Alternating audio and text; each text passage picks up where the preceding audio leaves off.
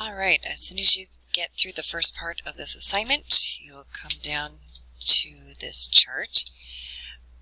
The easiest way to complete this chart, because it asks you for specifics, your client wants trees with yellow blooms, no shrubs, green vines, drought-tolerant cacti that bloom in spring, and a perennial flower that has a variety of colors. So, the best way to look that up is click on the Xeriscape Yards link.